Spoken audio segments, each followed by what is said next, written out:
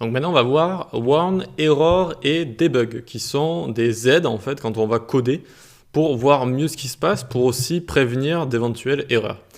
Donc ici on va aller dans notre boucle for et on va dire par exemple @if, donc si $i est supérieur à 1, alors on a envie d'activer le warn ici, donc warn ça veut dire attention, et on écrit par exemple limite dépassée. Limite dépassée. Tac, nickel. Donc dès que i va être supérieur à 1, dans notre console ici, donc on ouvre avec CTRL-U accent grave, eh bien on va avoir des warnings à chaque fois. Donc je vous conseille de coder, alors là voilà, là j'ai le code assez zoomé, mais normalement je code plutôt comme ça, vous voyez, mais donc là je zoome pour vous à l'écran. Et donc je vous conseille toujours d'avoir la console qui est juste à côté pour pouvoir voir les warnings qui vont pop dedans si vous mettez des warnings comme ça. Voilà, donc warning, ça sert à vous avertir, mais ça ne va pas stopper le code. Ce qui va stopper le code, c'est error ici. Si je mets @error comme ça, dès qu'on va passer au-dessus de 1, déjà ça va stopper le code, ça va vous montrer qu'il y a une erreur, donc ça va vous montrer la ligne de l'erreur ici, donc vous n'avez plus qu'à venir ici voir ce qui se passe. Et donc voilà, c'est error, hein, @error, et donc on va directement stopper le code. Donc ça peut être assez intéressant. Ensuite, on va avoir une dernière chose, ça va être debug. Donc on vient ici, tac, on vient de dire... On va dire que dans notre boucle for, on a tout le temps envie de voir, on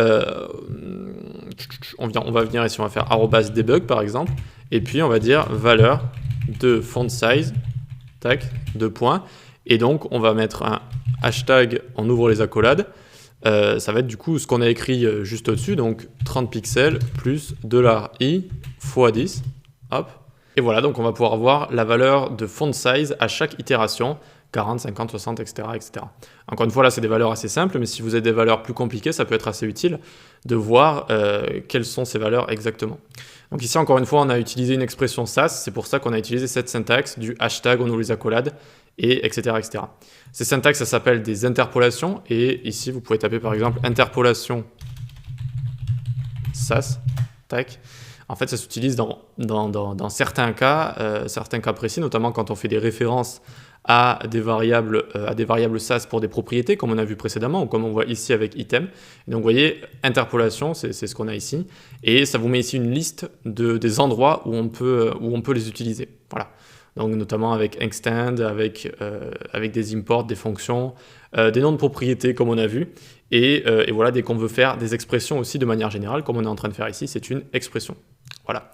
Ok, on va pouvoir passer à la suite. Quelque chose de très très important avec les préprocesseurs en général, c'est segmenter son code. C'est-à-dire que là, notre code, bon ça va, regardez, il fait 41 lignes, mais quand il fait des dizaines de milliers de lignes, des milliers de lignes, eh bien c'est beaucoup plus agréable de le séparer en plusieurs morceaux, en plusieurs fichiers.